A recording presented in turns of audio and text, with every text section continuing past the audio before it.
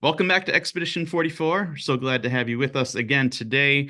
We're continuing our summer series here, talking with some of our favorite scholars, going through some of our favorite books that we've read recently. And today we have Dr. Preston Sprinkle on. He is a biblical scholar, speaker, podcaster, New York Times bestseller, co-founder and president of the Center for Faith, Sexuality, and Gender.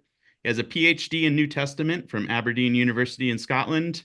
He loves talking about and writing about hot button issues and culture and theological issues with thoughtfulness, honesty, and grace. He has written over a dozen books, including Erasing Hell with Francis Chan, Nonviolence, Scandalous Grace, People to be Loved, Living in a Gray World, and Embodied. Preston also hosts a bi-weekly podcast titled Theology in the Raw, where he engages with honest conversation with interesting people. I love that podcast. But today we are going to be talking with Dr. Sprinkle about his newest book, Exiles, The Church in the Shadow of the Empire, which is a phenomenal book. I've read it twice in the last month or two since it's come out, and I just think it's a book the entire church needs to read. So, welcome to Expedition 44, Dr. Thanks. Sprinkle.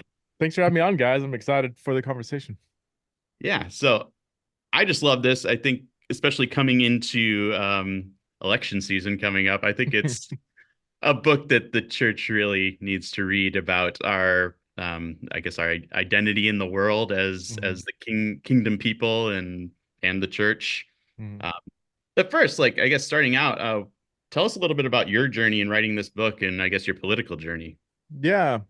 The book, I feel like it's been rolling around in my head and heart for 10, 15 years, really. I've used the language of living as an exile in Babylon for a long time, and oftentimes, it creates kind of a stir. People are like, "What do you mean by that?" And they want to make sure you don't mean something they don't want you to mean, And so I feel like the time had come for me to say, okay, let me unpack what I think I mean by this phrase. But yeah, I was raised like most Christians, raised in the church, raised very right wing, kind of Republican only. The thought of being a Democrat and a Christian was an oxymoron, literally.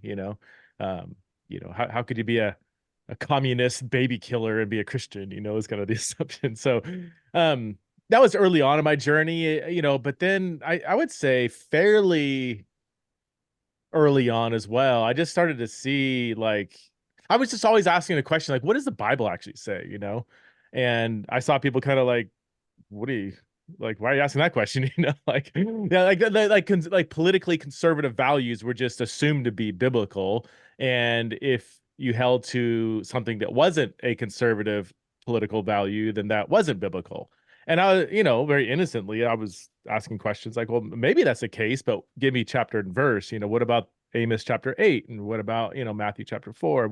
Once you start asking for like specific biblical reasons why, we should be pro-military and pro-death penalty and anti-democrat and all these things, people, I just wasn't getting enough biblical answers to satisfy my thirst really. So, again, this is going back years ago. So I, I don't know. As I started to just soak myself in the biblical narrative, I just didn't see any kind of like partisan allegiance like endorsed by scripture. I didn't see like partisan allegiance just leaping off the pages of the biblical narrative. In fact, I saw a lot of kind of what I call, almost like an oppositional character, the kingdom of God, to where the kingdom of God is a political identity. And it is not on the side of the kingdom of Babylon, the kingdom of Assyria, the kingdom of Rome. Like there's an oppositional flavor to a Christian political identity. Um, and then you start reading the book of Revelation correctly Yeah. as apocalyptic Who, literature in who the does first that though? century. I mean, Yeah, nobody I I know know. does that. You know who does that? Every scholar that I've ever Yep. read Yep. with a degree in biblical Yep. studies. Pat McKnight, Michael And Gorman, you, you. you can't get, I mean, yeah, any scholar who is like who reads the book of Revelation as first century apocalyptic literature, it's just not even really debate. It's like you don't, I know. Yeah.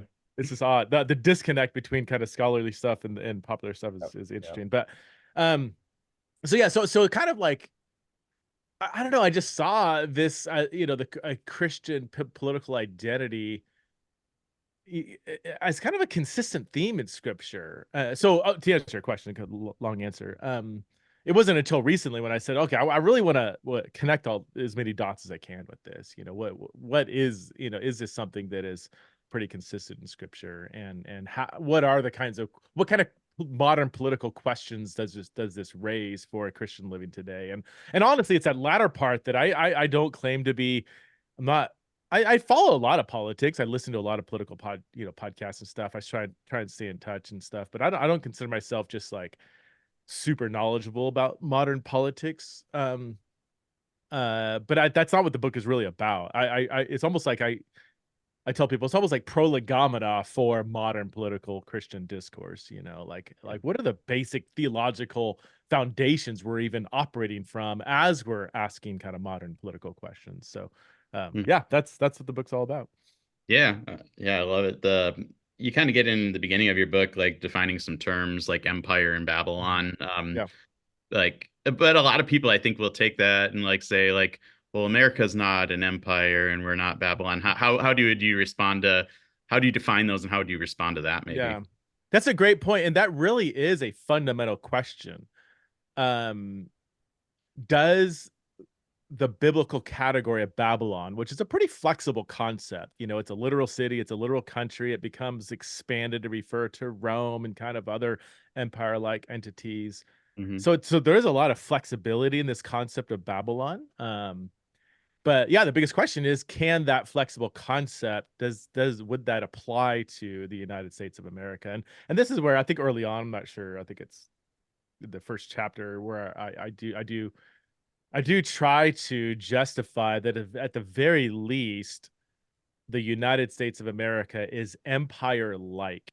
At the Hmm. very least, it's empire adjacent and it has imperial qualities to it. Is it an empire like the British Empire was, or like the Babylon Empire was? Well, not exactly. But just you could just point out a few different facts, like the United States has 750 military bases in 80 different countries. That's empire like at the very least. We're not taking over those countries, but we don't I mean, how many Iraqi military bases are in California? How many South Korean military bases are in Idaho? I don't have any foreign military bases. If there was if Russia had a military base in Canada, we would Yeah, start probably freaking out. start unleashing the nukes, like, Yeah. but we have, we've got a military presence in over 80 countries. That's empire like, And I think the the better conversation there is if you get back to the 1800s of westward expansion and stuff like that, and going to Thomas Jefferson nearly doubling the size of the nation. I mean, it might not so much resemble it now, but particularly if you get into the history of the United States, that's Hmm. that's a hard one to argue. Yeah. Hmm. Yeah. The first, certainly the history has had imperial advances, or even like,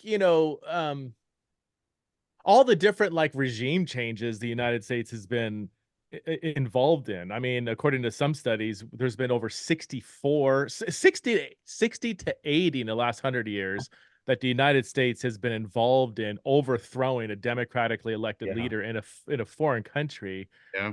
in order to serve the economic interests of America. That is, again, does that mean we're an empire? Are we conquering those nations? Well, I don't know. To define conquer, at the very least, it's empire-like. It has an imperial quality where this secular nation is expanding its jurisdiction, its military presence, its economic power to influence, a broad geographical portion of the earth. Like, so yeah, I think there's enough to go on to where, and I don't think a lot of people disagree with, like, people celebrate. I mean, I've Yeah, heard Ben Shapiro say several times on his podcast, conservative political commentator, like, we're an empire. yeah. And he's Yep. like, that's a good thing because we're good and everybody else is bad. And Yeah.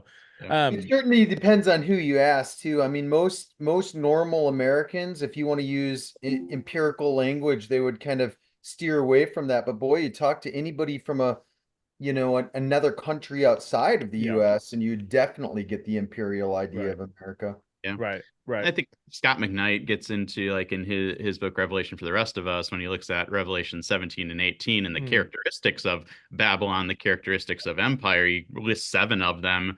I think you can pinpoint every single one of those to Yeah. America Yeah. as Yeah. well.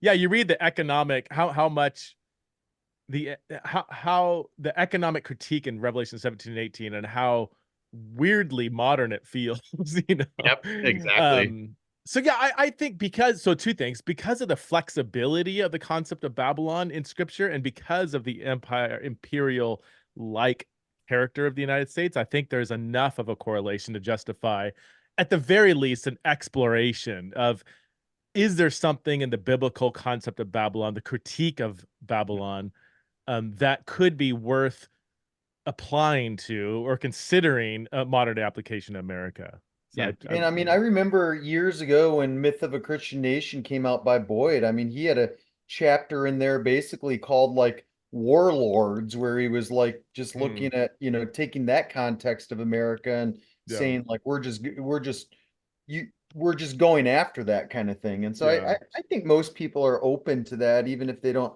see it that way. They definitely understand that there's an argument to view right, America from that mindset or those glasses. right, right, Yeah, and the purpose of this podcast isn't necessarily to be about America bashing, but we're looking at like how theologically do we take like these concepts that are in the Bible and apply them to sure, who we are in everyday life. So let's start maybe in the Old yeah, Testament. You kind of paint out in chapters 3, 4, and 5, or 3 and 4, I believe it is mainly about um hmm sorry, 2 and 3, about the Old Testament context of the nation of Israel as like hmm a kingdom of priests, and then the problem of the exile and how Israel was called to live in the exile. Can you talk hmm maybe a little bit about those two things? yeah. I really wanted to reach back into the Old Testament. I mean, there's so much in the New Testament to go on, as we're talking about a Mhm. Christian political identity, but I realize that there's so many roots in the Old Testament that are really significant. So yeah, I have a chapter on just the character, the political character of the nation of Israel was already extremely countercultural. And I know that that's such a vague term, countercultural, but I mean, like its view of leadership was just contrary to how other nations viewed leadership. The way Deuteronomy 17 talks about the ideal king is just like from a different planet compared to Yeah. Yeah. how other nations viewed kingship. Even militarism, a lot of people get hung up on, the Old Testament's filled with violence and God is commanding violence everywhere. I'm like, well, that it's a little more complicated than that, but we know very clearly that the Old Testament was opposed to militarism. They didn't have a standing army. They weren't allowed to um have like superior military equipment like back then. It was like the war horse, the chariots and stuff, and the kings commanded Yeah. to not multiply war horses, and you weren't allowed to even have chariots. If you defeated an army with chariots, you'd have to burn the chariots so that you wouldn't have superior weaponry. Like there's supposed to be a demilitarized if you can call it a military, Yeah. so that when they win a victory, God gets all the credit, right? So Yeah. And they um didn't even have like a standing army. Like it was yeah, all the that's crazy. jumped in. Yeah. There are no Yeah. army taxes. There are taxes on everything else, but not an army tax. So Right. figure that Yeah. one out. Yeah, Yeah. yeah, good. Then that spills over in the economic system where most other countries, there so much of the economy was to fund a standing army and a mighty military, and Israel is the exact opposite. So you already have these political themes embedded into what it means to be a follower of Yahweh that end up, I think, leading into what we see really much clearly in the New Testament. So you have the countercultural, even political character of what it means to be part of the nation of Israel. And then, because they disobey God for hundreds of years, God sends them into exile. And when they come back, they are really stripped of any national political identity. They are back in the land, but they're under the thumb of well, at that time, the Persian Empire. They're paying taxes to a foreign nation. And so they're cultivating a sort of political identity that is very separate from even the previous national identity, because that's not, these nationalistic promises are kind of suspended. There is no King of David on the throne. The temple's built, but nobody's kind of occupying it. They're paying taxes to a foreign a foreign nation. And that continues on into the New Testament. You have a blip in the Maccabean Revolution where they had a bit of limited freedom, but that was stomped out pretty quickly. So all that to say, the people of God, as the Old Testament closes, they're having to cultivate an identity that is that we are separate from these nations that we are living under, where we want to be good citizens, we'll pay our taxes or whatever. But this isn't, we don't belong to these nations. So that's how the New Testament opens, with that posture among the people of God. And so you have different Jewish factions, that are kind of trying to negotiate their political identity. Yeah, people that kind of sell out, like the Sadducees. They just say, you know what, we're going to make a lot more money. We're going to have a lot better life if we just go to bed with Rome. You have the Pharisees that are kind of a mixed bag, but they're pretty oppositional. You have the Essenes to say, we're just going to separate. We're going to, we're kind of, it's like the first century Amish. We're just going to remove ourselves, And then Christ comes in and kind of cultivates a unique response to where, no, we are going to engage society. We're going to love our neighbor and our enemy. But we are not of the nations. We are not, we will pay taxes to Rome, but we are not Roman. We have a distinct political identity. Yeah. Now you don't see those exact words, but that's what the next several chapters of the book is trying to justify, I guess, what I just said. Yeah. I also find it interesting when you get into kind of digging into the Israel's identity in exile and what God calls them to do as being exiles. And I think this spills over in the New Testament, is how he calls them to, settle down, don't decrease, increase, like Right. pray for the good of the city, he doesn't call them to become Babylonians. Right. They're separate within, they still keep their distinct, they're the people of God in exile in this other nation. So Yeah. I think that's what leads to, and this is something that Hauerwas and others have said, over and over, that of course the people of God are called to be good in society, as the church, as the people of God, not as becoming Babylonian, but by maintaining our distinct identity, not removing ourselves, not just separating from society, but also not morphing into society to where we become, where we become kind of part of the nation that we're living in. And that can be taken, people I think misunderstand that as, the only way to be a good citizen is to participate in all the political structures of the day. And that's where I just say, I mean, I get a good portion of the book is trying to argue against that, to say, yes, good citizen, yes, build homes and establish, yes, let's love the place that you're living in and love the people that you're surrounded. But that does not mean you need to become gung-ho with the political system and the political structures of the nation that you're trying to love and serve. So. This is a great conversation. Matt and I have been instrumental at Covenant Theological Seminary for years, and we have a whole class that we wrote just looking at what is the response of an all-in allegiant Christian where we live. And we actually, when you came out with this book, we put this at the front of that class. There's a couple other books we contrasted. I don't know if you remember the old Seven Mantle Mountain stuff that was so prevalent in like the 80s and 90s. No, that. Oh, you're gonna have to pick it up. But the idea of that was that Americans, if we were all following God in the way that we could be, like every person of authority in the seven mantles, basically education, stuff like that, it would be a Christian leading every one of that. So the president would be a Christian, the doctors would all be Christians, it would be this political Christian nation, basically. And we kind of look at that, and then we take sort of the other side and read your book and say, where is where do you land on this? Yes, what's more biblical? And out of all the classes we had, I would say this is the one that people haven't Christians, traditional Christianity, we go through a little bit of a deconstruction, but this is the one that they say rocks the world more than anything else. And I think that's the result of probably reading this book too, is, I mean, unless you're a scholar, most evangelical Christians sitting in a church pew week after week have never had this conversation before. Yeah. That's why that's why I made this. I didn't want to make it a scholarly book while it does have scholarship in it, but I did want to speak to that person that just doesn't, they look around at the political discourse and they feel an uneasiness, you know? Yeah. Part of it is, you know, you watch the recent debate and stuff, and you gotta, I mean, come on.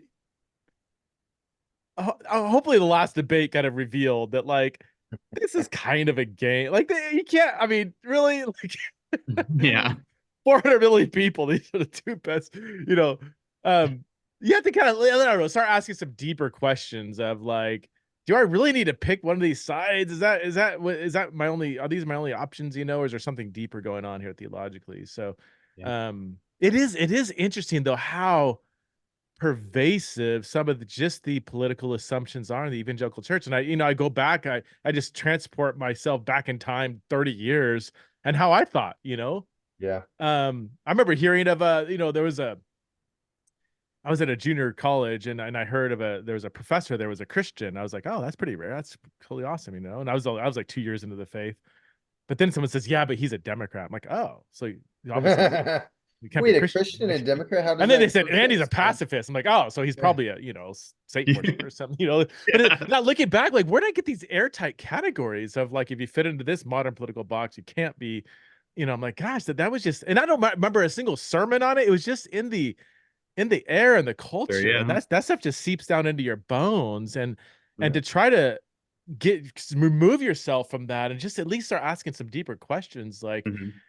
you know, that's not a lot of people go through that, you know. But I think more, I don't know, I feel like the younger people are more and more, I think. Yeah. Do you think Yeah. so? I mean, I think they Absolutely. are. Yeah. We can definitely see it in our circles. The younger people are definitely like questioning what it. do you think they're is like I feel like older people, like my age and older, you know, Gen Xers, boomers, like, my generation still, like, pays attention to, like, traditional news outlets, and they think, you know, like, they're like, oh yeah, they're giving us information, you know. And, like, where younger people are watching TikTok, or they're getting the news from just other, like, non-mainstream sources, so which kind of can discombobulate you a little Yeah. bit. You don't have these airtight, you know, kind of categories, or Categories. Yeah. I don't Yeah, I mean, know. people are walking away from the church left and right, and I've church planted 3 churches now, and the most recent one was just we started one in March, and I mean, I just see that all the time that you have this younger culture that just they're asking questions. They're not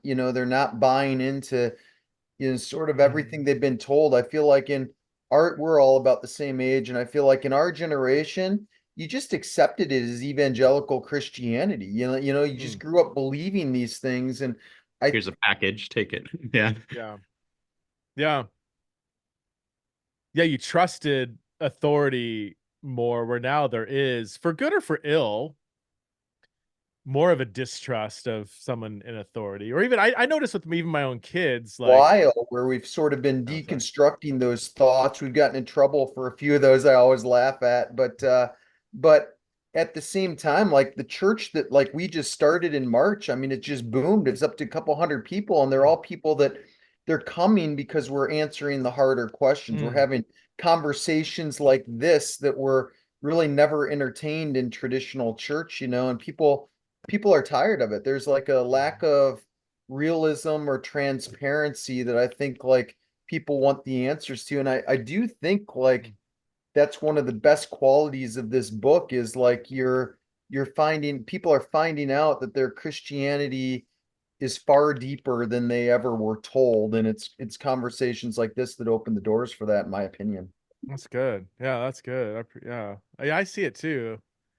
Mhm. It's hard because you know, I've got 4 kids. They're all Gen Z, you know, 15 to 21, then talk to their friends. And Yep. so it's very anecdotal, you know, but it does seem to be fairly representative of when I talk to other people, and how younger people are kind of, they're just kind of tired of, they don't trust authority like they used to. Yep. They have hard questions, and if they get a canned answer, they sniff it out. Or if they Yep. get no answer, just told, we'll just believe it. Like, well, not like, why? You know, Yeah. why? Yeah. Yeah. Um, it does seem, I guess every younger generation has the kind of but why kind of Hmm. posture, but it seems to be extra pervasive among this Yeah. generation, which is Gen Z now. exciting as long as they're getting good guidance on Yep. navigating these questions, you know. But Yeah. That's the important part of it. yeah. Yeah. Um, Yeah, so I loved your chapters, like switching gears a little bit back to the book of when you talked about how Jesus and kind of how the subversiveness of his Mhm. ministry and that, and especially like I loved your section on Sermon on the Mount, especially like and how that compares to like I guess some of the modern I Mm. don't categories of politics and the like the package like we talked about that we receive of that, and Yeah. it really challenges it. I guess speak to that for just a little bit about how the uh Jesus and like his kingdom is like completely like upside down, and how even the gospel message itself in the New Testament was seen as subversive. Yeah, so I think probably the most, I don't say, I don't know, almost said the most significant part of the book. I guess one of the most important parts of the book has to do with the how political the spiritual, quote unquote, spiritual language of the New Testament is. To me, that would honestly, that was the starting point for the book, because I really wanted to communicate to a popular audience that terms like the gospel or Jesus as Lord or salvation or God. faith and so many Son of God and Lord and even Father and Good Shepherd, and so much of this Christianese language in the New Testament in the first century was political. These Yeah. are political categories, which means when Jesus and the apostles were using these categories, they were making a political statement. So, and one of the most obvious ones, it's kind of a mantra today, like when the first century Christians said Jesus is Lord, that kind of sort of whispered Caesar is not. Like it wasn't just a Right. neutral political statement. It had an oppositional character to it. Hmm. Um, Rival. would say, yeah, yeah, exactly, yeah. It would almost be like, say, when people say Jesus is my president, it's a little cheat. But that has the same kind of like, oh, well, wait a minute, what do you mean by that? It has that kind of like people automatically put on the political hat and start asking political implications, which is a good, this is what we should do. So, and the classic scene, to me, it just is on full display in Acts 17 when Paul and the Oh apostles yeah. come in and they're preaching the gospel, and it says they're turning the world upside down by Yeah. defying the creeds of Caesar, saying there is another Lord, Jesus. So they very much heard the gospel and heard it through a political lens, and they responded with political accusations. And I'm like, this is, but that's Yeah. like going on everywhere in the New Testament. It's just sometimes we don't have the eyes to see it as well. It's So interesting though, today I kind of think of deconstruction again. Like in many ways, this is a new conversation. Like when you talk about, being, rival like that, people are like, oh, what are you talking about? But in other ways, like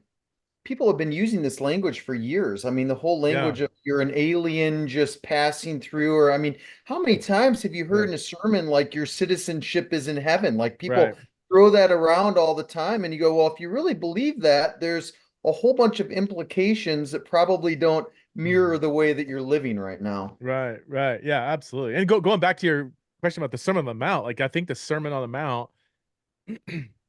it does have a political, I guess we need to define political, or like Yeah, oftentimes when right. you hear political, we just think partisan or something. But I mean, politics just has to do with how any kind of community or nation organizes itself around questions of leadership, resources and distribution, who can come in, who can come out. So, citizenship and immigration and Culture. Yeah. yeah, but this all the same political categories that we typically consider quote unquote political, immigration and economics and um, yeah, the same stuff that is to make up the posture and values of the church, and that's where the Sermon on the Mount comes in. The Sermon on the Mount is profoundly political when it says Yes. Yeah. love your enemy and be a peacemaker and turn the other cheek. Like Yeah. these are and were considered the first century and are now political categories. So people have said, I think it might have been Scott McKnight, the Sermon on the Mount, it's a chart, it's like a covenant charter for the New Testament community, in Yeah. the same way that like Torah the was. the Torah for the Old Testament, or even today, like the the Declaration of Independence, or the, the amendments, whatever, like the U.S. Constitution, Yeah. was for the people that live in this nation. Mhm.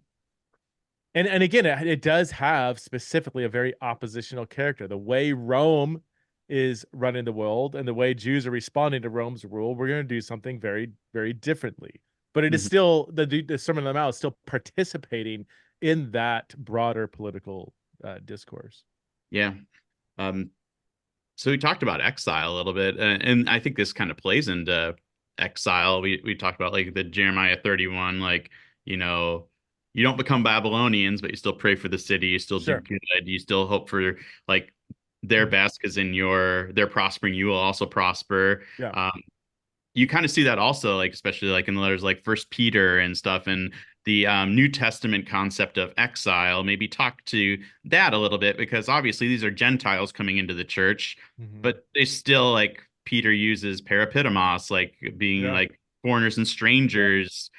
Like so. Speak to that a lot. I thought that that Mhm. was like a great part, a great chapter later on in your book. Yeah.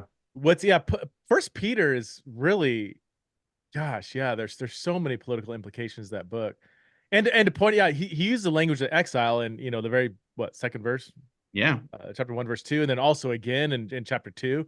Hmm. Um and it's interesting, I mean, when he uses it in chapter 2 verses 9, 10, 11, and following, like that's a foundational section for the next like 2 or 3 chapters there. Like Yeah. it's not just, oh, it's a couple verses. It's like, well, he's setting up Yep. this larger argument, which he ends up concluding by referring to Rome as Babylon too. You Yep. even have Yep. you have exile and Babylon language throughout the book. You get the sense that the people he's writing to, they're being, I would, they're not persecuted in the sense of being, it's not like there's not like government sanctioned persecution of Christians, but there is almost this like social Yep. ostracism. Yep. That you get this, Absolutely. they're living in a way that people are kind of turning an eye and like, whoa, why are you living like that? Um and it's in that context that Peter reminds them that they have, yeah, they have a distinct political identity of being in exile. If people are shocked because you're not living like the way they want you to live, the way they're living, that's because you're not, you're in, but you're not, you are living in the land, but you're not of the land. You're living in the nation, but you're not of the nation. He creates this kind of political distance between the Christian political identity and the people around them, so that they're not shocked anymore when people are, wondering why they're not living like the Romans around them. So it Yeah. really is I mean, it's such a relevant, especially for this election year. I would encourage well, it might be too late now, but I mean, I think doing a series on First Peter in Huh? beginning now, maybe, or in the fall, would be, I think, super relevant. Yeah. We had church last night. We do church on Sunday nights, and we just kicked off a Mm, basically series on that. And in fact, mm, I mentioned your book and that we were doing this interview today on that. But that's very much what we decided to kick off. And then right for the 4 weeks before the election, we're really getting into it. mm. And I'm not political at all. In fact, I hate those words like using political Yeah. Christianity. All of those, they're just like they're Yeah, words I usually far shy away from, and so this is going to yeah. be an interesting series for me to be part of. And our, What kind of people are you preaching? Like, what's your church? Are they kind Bunch of of all over the atheists, map and basically. really? Is yeah, it like you're planning a church with converts? Is that, or not even converts yet, or? It's a mixed bag, but Matt's actually been very instrumental with me in this group of people. So there's, I'd say, a couple hundred people that just, are your asking questions, people of church, or, turned off by Mm, not, not being able to have conversations that they wanted to have. So it's very much of, the scholarly, mm, philosophical end of people, really mhm, looking for answers that people aren't really, willing to answer. And so, mm, Matt and I, like I said, have been, having long coffee conversations for years, and mm, finally just kind of said, hey, it's just time to kind of establish a place called church where we have these Mars Hill conversations every mm, week, and it's It's open. People talk back, raise their hands, say, "What about this?" all the time. It's pretty unique. That's awesome. Wow, that sounds Yeah. exciting. Yeah, It's we're called doing it. Tove. Yeah. Yeah. Oh yeah, yeah. I saw that on your website. Yeah. Yeah. Yeah, and Wow. we're doing the church I'm at. It's called The Point, and it's in southern Indiana, and we're doing a series called I Pledge Allegiance, which is all about the kingdom of Nice. God, like in October, the whole month of October, which our Wow. pastor's much he read your book also and he loved it, and he's very much in the same line, and Hmm. like was very influenced by like Greg Boyd's book Yeah. Myth of the Christian Nation, and sees things very much in a similar light. Yeah. Uh, Yeah. yes, we talked a little bit earlier about the book of Revelation and how when Yeah. read correctly, or the way most any scholar like reads it, is very politically subversive. Yeah. um could you talk maybe a little bit more, walk through maybe some of those images Yeah. of exile and kind of the political otherness, I guess, of the kingdom of God compared to Babylon, Rome, it's Yeah.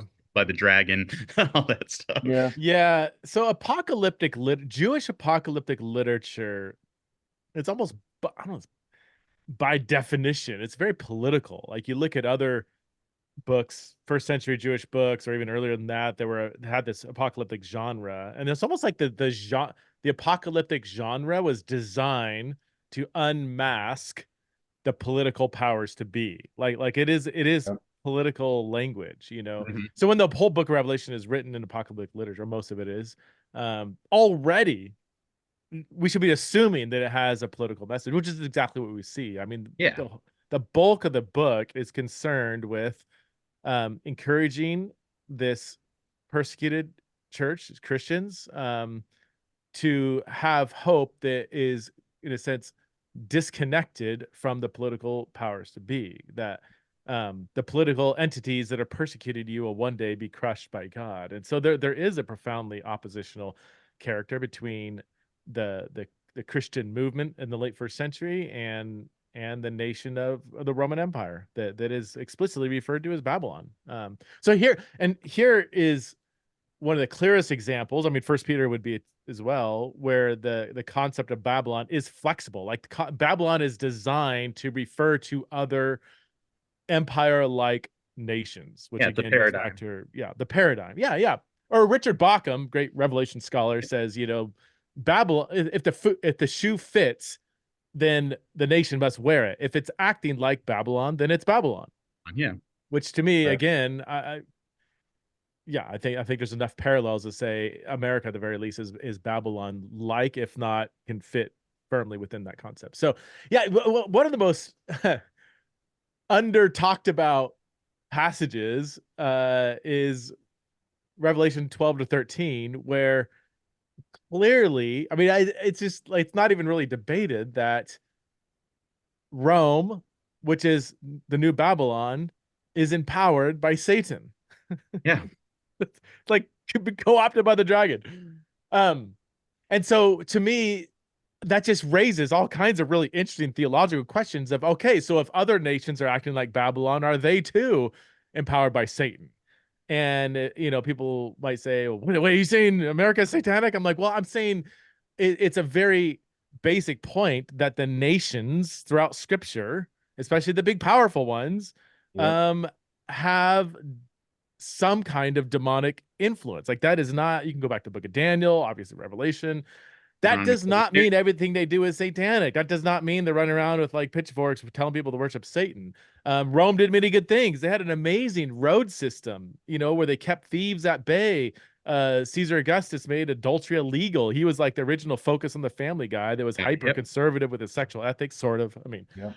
there's lots of good things that Rome did, and there's good things that America does. Doesn't mean just because there's demonic influence means that everything they do is horrible. But let's revisit that point that Yeah. there is a political system at work here that is not on the side of God, and that's why I think Christians need to be very suspicious about how much they celebrate or get buried into these political systems, whether it's with your emotions, your heart, or physically, participating in them. I am not saying, I came short of saying, I hope that I'm ruling out any sort of political involvement from a Christian. I didn't quite say that, but I do want Christians to at least understand the rich biblical theology of how we should even view the nations before we just Yeah. eagerly kind of jump into participating. Did you guys Yeah. get that sense in the book? How would you, I went back Yeah. because people have said, well, you said this, you said, and I went back, I'm like, I don't think I quite said that. I do want to challenge people to go back and justify their views biblically, but I really try to come short of Telling landing people on a what to lot do. of these. Yeah, exactly. Yeah, I don't think you tell people what to do. You just give people, I guess, guardrails of how to think scripturally, and then let them come to their own conclusions. Okay, that was the goal. That was I the I think goal. think that you hit it on the head too. I mean, Matt and I have been thinking this way for many, many years. And, part of that comes with that scholarly perspective. You talk to any Christian scholar, and they've already got the foundation to think this way. And Yeah. so, you're not really needing to convince us of anything. We already believe nearly everything you say in the book. It's just well thought out, well put out. It's like I said, we put your book, we moved your book to the front of the line, and we're very familiar with all of these, from Jesus and the Powers, the new NT Wright, Yeah. Bird book, and everything else. We've read them all. Mm. We've been talking this language, but what I really appreciated about yours, we've mentioned several of these books already that speak very similar language. Even the one I wrote, I mean, I wrote a whole chapter of this on there. There's lots of books people can get this way, yet the average Christian, this is a Yeah. brand new conversation. They're not getting it. And I think that your book really positions this thinking probably the best of any of those books, in terms of never having heard it before and just carefully introducing to a better viewpoint from Christianity. I really like, I mentioned the Jesus and the Powers, the Right and Bird Yeah. one that just came out, and like I really like it, but it jumps in a couple levels higher, that if you haven't had these conversations, I don't know that you're going to be convinced just reading that, where yours kind of, it takes a few extra steps to kind of carefully explain how to get there. Yeah. And they're both Anglican, and so they're going to have a slightly, like Bert and I've talked a lot about this. He leaves open a bit more space for Christianity's positive influence on the state, which Yeah. I don't disagree. I can't. Sometimes when we talk, we're trying to sort out, okay, where exactly do we Yeah. agree and where do we disagree? But yeah, I think he is a bit more positive on Christians' involvement in the state having a positive influence on the state, where I would emphasize more, usually the influence is reverse. Usually the power of the state ends up influences the church. influencing the church. Yeah. As Yeah. we've seen from Constantine onward, Mhm. not to Yeah, I deny don't I that. don't have a Yeah. lot of room for that. In my own personal views, I'm pretty checked out. I'm more of the Essenes kind of political person, of just like, our government's hell in a handbasket, and like Yeah. my version is just to find people to disciple and let the government do its thing. But Yeah. I also get, there's different seasons, there's Yeah. different callings, there's Sure. different people that are exercising different giftings within their royal calling of priesthood, and they're all in version of that. Like, so I'm open to how God might be using you different than he's using me. I Right. just That's look at good. it and go, yeah, I don't know about that. Good luck in that circle. I'm curious how you guys respond to, because here's the critique I often get is the government's decisions do influence people. It harms people if it does the Yep. wrong thing. So by you removing yourself from the government process, you are not loving your neighbor well. Do you get this critique? I mean, is this, Yep. or you may even be spun of, well, you're just a privileged white person in the mountains of Idaho, so you can just go about your life. Meanwhile, and it comes from the left and the right. Meanwhile, if a Democrat gets elected, tons of people are going to be harmed, and you're not loving your neighbor by stopping that. But then my next email is from the opposite. Well, no, if Trump gets elected, then democracy will die, and people, people of color will be shot in the streets, and um, We're not going to help you with that one. If you find out the answer, get back to us. Yeah. I think it comes down to like what you talk about in the book also that I love. You start out your book actually this way is that going to church should be basically a subversive political act. Yeah. But do we really live that way? Mm. Like do Christians truly live that way? I mean, it seems like from that question, all the hope is being put in the political process rather than the church being the church. Mm-hmm. Yeah. Right? Yeah. No? Yeah, totally. And my more cynical response is, I think if you really think that so much of this rests on your vote, then you've been deluded by. Diluted, yeah. Come on. I mean, if you think we live in a democracy and not an oligarchy, Yeah. like, come on, like, really, you think that like these people at the top are really like, you think Biden cares about racism? You think Trump cares about what, like, it's all a game. It's largely a game, and you've been kind of deluded. I don't quite say that public because it's like, how do you justify that? But I will say this. I will say, like, you as an embodied human being, you can influence a few people around you. Mm-hmm. And that's exactly what I'm arguing for. As the church, as part of Christ's global kingdom, we have the power of the Spirit to influence people around you. Your vote largely doesn't do anything. And you getting angry on Twitter, posting black squares, to stand up against racism, all that stuff. It's like, is that really accomplishing justice in the world? So I don't know. Love your neighbor, love your enemy where you're at. Care about, justice around you, and invest in the community around you. And yeah, absolutely. That's gonna be the most effective thing you can do. And I love how you talk about like three different approaches that people have had. The separatist approach, which kind of Ryan talked about with the Essenes, and the transformation approach, which is like what Ryan mentioned with the Seven Mountain Mandate, trying to take over all the things. But you provide a third way that you believe we're called to as exiles, as prophetic witness. Can you maybe talk a little bit about that, and then maybe get into like some of your practicals in chapter 10 where you talked about like abortion or political parties, immigration, pledging allegiance even. How do we do those within a prophetic witness framework? So the prophetic witness is arguing for being kind of what I was just saying, like as a member of Christ's church, being a force of good in the world. When there's injustice, we address it. When there's people in need, we take care of them. Like, we're not hunkering down completely separate from society. We are producing good in society, but we're doing so with a healthy suspicion of the political systems and powers to be. Like we are more suspicious of governmental power, of political power, and we don't believe that that's the only way to accomplish that justice. And when the powers to be do things that are unjust, we call them out. But we don't think that our hope for justice in the world rests in gaining political power, or even like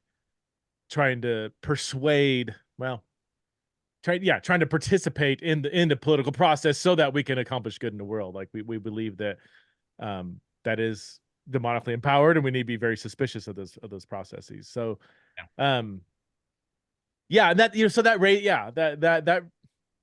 that's the framework, that's the lens that I think is most faithful. I think we do see throughout Scripture Christians doing that. I don't think they're just completely removed from society, and yet they're very suspicious, I think, of the political powers to be. But that just raises 1,000 questions, practical questions that I tease out a little bit in the final chapter. I was probably most nervous, most excited, but also wondering how that chapter is going to land. That's really what people want to know. Like, all right, Yeah. so That was what one of my about favorite chapters of the book. I thought That you was did. mine too. Yep. Yep. Like, I love how like you get into abortion and how yeah, yeah, like, overturn Roe v. Wade and that, but still, like when you look at the stats and you brought that out, is yeah. a majority of the people getting abortions are people Wow. sitting in the pews in church. Isn't that crazy? That was Yeah. crazy. I did a lot of fact checking on that. That's something I thought about for years. Just that there's a church culture here that is contributing to Mhm. abort. And if all we do is think of voting this, voting that, Roe v. Wade, we're just getting distracted again by the people playing the game who just want your vote. They want your allegiance. They ultimately want your money. So they're going to distract you with making it sound like this is where the issues are at when we've got this massive cancer within the church of Yep. how we're not handling. Yeah, I mean, people getting pregnant out of wedlock and how do we deal with You're that? probably But not aware of this, but Willow Creek for years the was kind of the mega church of America, had the reputation for being the biggest church around, and they did all these things to help people. I believe they had like a garage, a repair shop for cars on campus. mm, There's like a eye doctor thing. They were basically coming up with all these things, and like there are some people on staff that were like, man, we're not doing foundationally what we need to be doing first, yet we're doing all these crazy things. And that mm, like came up as like, well, why don't we have an abortion clinic every this is a huge problem in the evangelical church. Are we going to address this or not, or are we just mm. going to kind of put a band-aid on it? And so Wow. I mean, a lot of things, that's sort of where McKnight's Tove book came out of, Mm, some of those problems. But I mean, that was huge. And again, I'll go back to like, we're in a culture where people are asking these questions, and the church isn't really answering them. And I feel mm, like your book was like a brave source, particularly towards the end, of saying, let's start answering some of these questions, or at least yeah, having the conversation. yeah. We were in a Bible study once where we randomly just raise a question. Hey, what do you guys think about abortion? We're like, want to mix it up and stuff. And all of a sudden, like, all the bored teenagers got all excited. So, like, one just wrote a paper on it. One's been debating this person. So then they jumped in and we started engaging. And then turns out, like, got an email because one of the moms there had an abortion when she was like 14 because some guy kind of seduced her. I don't know the exact story, but it's something where she was a total victim and was in an environment where she felt like she had no other option, no, scared to death to tell anybody. So she Yep. secretly went this and has lived with just profound guilt ever since. Yep. And that was super triggering to hear people, bring it up. And she was against abortion, but she was like, man, what a, yeah, it Yeah. was just, but it just showed that like it's just so naive to think that the church is that the one response in the church is change the national laws. Like Yeah. Yep. maybe Like that plays a role, but there's such deeper things going on here that need to be addressed. That, like you said, if we're not even talking about these things with good, honest conversations, allowing people to voice hard questions, then that's contributing. That's part of the problem. It's a big part of the Yeah. yeah, problem. I mean, there's so much shame that comes behind that, and that's part of the culture in the church of rather than being a place of healing and a Mm-hmm. place where you can come to and maybe know that these people, yeah, you screwed up, and Mm-hmm. let's walk beside you through it. Yeah. Right. Let's Yeah. point you to Jesus. Let's bring healing. Let's support you, come around you. Yep. I think that Yeah. because sometimes the culture is the opposite of that, of just calling out the sin and pouring down Mhm. fire on The that shame culture. guilt Yep. and shame, Yep. it leads people to that, and then it leads them to be silent, and then Mhm. that comes with a whole lot of other mental health stuff that comes Yep. down the line. Yep. Um, Yeah. and so the church kind of needs to be the opposite. And you also Yeah. talk about how like tribalism in political Mhm. parties, thinking that like Yeah. just adhering to a certain party equals Christianity. Yeah. Uh, I like just your section on that, but also I I can't remember exactly if it's in the book or if you talk about in other videos, like immigration. Like Oh yeah. what should the Christian like response be to immigration? Like how do we live as exiles when Yeah. we should maybe even see ourselves as not Yeah. nationals? Yeah. Right? Yeah, I'm not sure if I talked about this in the book. But I know I know you talked about it. I think it was in your podcast where you had a friend interview you on Theology in the Raw on your book, Yeah. like, right before it came out. I think you talked about it there, and I loved that when you talked about it there. Well, I've often thought like, what if? Yeah, I don't think I talk. I'm just skipping my chapter here. I might, well, maybe I mentioned it somewhere else, but like, if if you're a Jew living in exile, living in literal exile in Babylon, and you're seeking to go to the city, you're being a good citizen, but you're not being Babylonian, and all of a sudden, like, Babylon has this major debate about Assyrians hopping the wall, you know, like how would you participate in that kind of debate? You're like, well, I don't belong. This isn't my fight, really. If I do see an Assyrian that's in need and they hop the wall, my job is to care for the human in front of me. Yeah. But are our synagogues gonna divide over what we believe about Babylon's policy of foreign, Assyrians hopping over the wall or whatever? Maybe you have an opinion, like, well, I think Babylon should do this, or I think Babylon would be better doing this, but it's still like there's just a healthy distance between you and the conversation, Yeah. where this is where I just, if we did, to me, at the end of the day, if that's all Christians walk away with the book, is like, when I think about all these modern political, debates and stuff, there's just a there's just a, I'm looking on from a conversation that's is important, whatever, but it's just I'm a little bit separated from it Yeah. because I'm part of Christ's global kingdom who's been exiled among the nations, and I would treat this conversation just like if I went and visited France and they were debating about whatever, I'd be like, wow, well, I think France should do this, whatever, but I'm not gonna, like, the church isn't gonna divide over what, Yeah. France's policy on whatever. It's like, well, let's treat that the same way here. And that does, people say, oh, so you don't care about the country. Like, that's just a false, like, conclusion, to say. I think because Yeah. if Christians have a healthy distance, they are more effective Mhm. as a good citizen in the country that they've been placed under.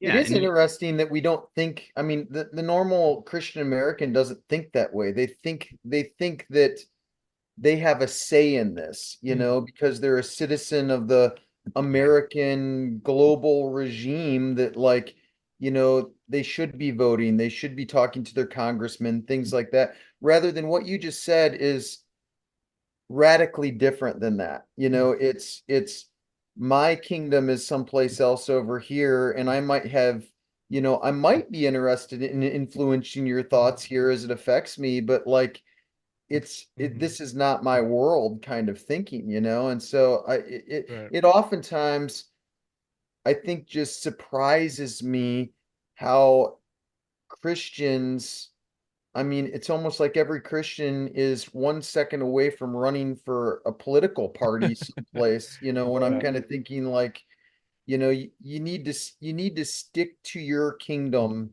Mhm. before you go do that. And I'm not saying that you should never run for, again, like this class Matt and I kind of created, we get way into this of, Mhm. it could be a season or a calling for somebody or something like that. I certainly don't want to judge anything that anybody Right. might make or something like that. But I think what comes out after reading your book, which I really love, is just the idea that, like, our first and primary thoughts need to be for the kingdom of Jesus. We need to Mhm. be Yeah. all in Jesus influencers, image bearers, way more than anything else. And just by having these conversations that might actually, you know, be telling you something about yourself that Yeah. isn't good in the kingdom of God. And yeah. with the political involvement on that, I'm the same way. I'm not, especially like local politics. I mean, you're running for city council person, or you're Yeah. fighting to get speed bumps in a neighborhood where two kids have been run over by a car. So, like, Right. I think that's, yeah, I think that's just a very different brand of political involvement than the higher up you go and the deeper in the system you get. But I would tell any Christian who is wanting to have political involvement, engage in political involvement, but run for office, whatever. I would make this just a very simple, non-controversial challenge of, like, make sure you maintain your complete Christian values when you do Yep. that. So you're Yep. loving your enemy when if you're running against somebody, you are washing their feet, you're like, you're truth telling, you're not using money to manipulate the system. You're not taking bribes. Like you're maintaining your very radical counter-Christian values into your office, whatever. And if you can still do, if you can do that, and there's some It's a big instances if. where you may not, that may not work. Well, but you can't say to change the world for good, I need to be less of a Christian. Like that, to me, that doesn't make any theological sense. Right. Like you have the spirit who breathes stars into existence resides in you. It is through the power of the Spirit, through the countercultural values of Jesus, that you can influence the world for good. If you feel like you have to like set that aside and adopt a more secular posture to accomplish good in the world, like what are we doing here? What are you doing? Yeah. So It's interesting. We have a good mutual friend named Steve Castle. He was actually involved with Covenant Theological Seminary as well. And I just last night I mentioned I just spoke on this, and he co spoke with me. And he was during COVID. He's one of them that he's a pastor in Illinois that basically sued Illinois for telling him he couldn't have church. He had to close his doors, and so he's been in that political thing for a while, and he's had several advisors come in like say like, hey, would you be my Christian entity? And so he's had this conversation with several of them. He's a little more on the patriotic side than Matt and I. We're always kind of like calling him into check, but he's got a pretty good view on it. But he made a statement yesterday that he's walked with about 10 people down this road that have gone into like some kind of farther higher up political campaign, got elected. And he said to all of them, like, the day you stop primarily recognizing your job as image bearing for Jesus, like, I'm done with you. And he follows this up by saying, right now, he's at 8 out of 10 he's walked away from because they can't do that. 3 years in, like, they're not doing that anymore. And so that's a hard one. Yeah. I don't know enough about modern politics to speak definitively, but from what I do know, it seems like the system is just set up in a way that doesn't allow for a total kind of Christian type of participation. At least on the national level. Again, the deeper down you go into local stuff, I don't know there, but like there's just so many fundamental values that are contrary to a Christian worldview that are just sort of embedded in it's a gasoline that makes the engine run, And again, if someone says no, here's a situation where that wasn't true, then fine. I don't want to make a definitive statement, but at least I think Christians should at least be theologically suspicious about participating in that system. You're starting to sound like you're going to join me in Alaska in the middle of nowhere one of these days. Ooh, I love Alaska's gorgeous, man. Yes, as we kind of like wrap up here, I loved your part kind of at the end about pledging allegiance. Like this whole conversation has been based around like, hey, we have no king but Christ. We have no kingdom but the kingdom of God. So what do we do as like us living as exiles in America, like with pledging allegiance? I mean, it's kind of mandated that like in schools that you say pledge allegiance at the beginning of the day. You have these patriotic songs and stuff like that played before every sporting event. It's just overtly in the culture of blending that together. Even the Christian school that my kids went to, you got the Christian pledge and a pledge to the Bible followed up by a pledge to the flag. I had my kids trained to start every time they said the Pledge of Allegiance, they would start reciting the Shema instead. It was a good practice for a while. Yeah, I do the Lord's Prayer. Yeah. About the same length. I'm still yet to see a good theological argument for why Christians should pledge allegiance. And I guess it's just so embedded in our psyche that this is what we do. We're Americans, and like, so yeah, to me, that was the least controversial part of the book. And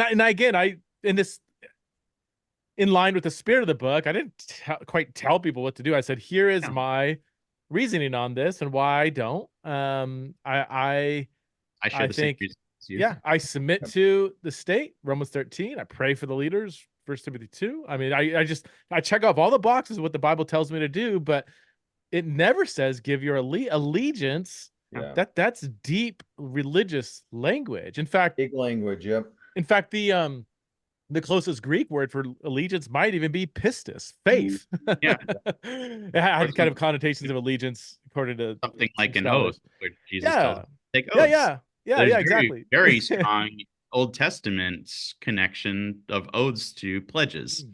Oh, interesting. Interesting. Yeah. Interesting. Ryan wrote a whole article on that, actually. Really? Oh, wow. Yeah, so the way I end off that section is, if you're gonna do it, at least just don't do it out of habit, because this is the way we've always done it. That's not a thoughtful response. At least provide a thoughtful theological case for why you do it.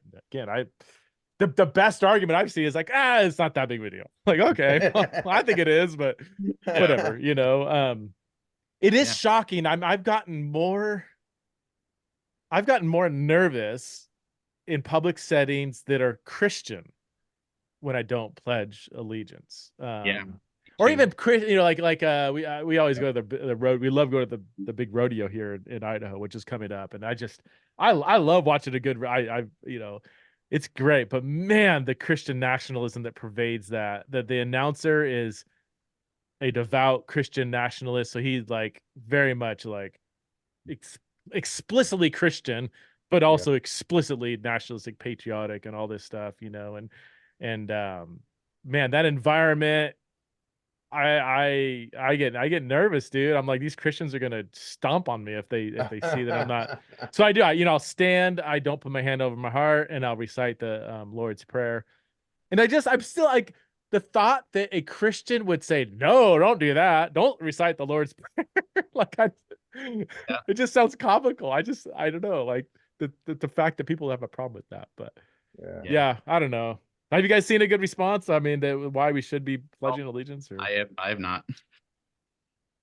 No. No. Well, thanks so much for having a conversation with us today. We've loved been a fun conversation for sure. Yeah. Well, thanks for having me on, you guys. I guess, like, last question, like, what do you like? What is the major takeaway that you want people to, I guess, to get from your book? Well, if you could get everybody to read it, what would you want them to take away, and what would you want to see changed?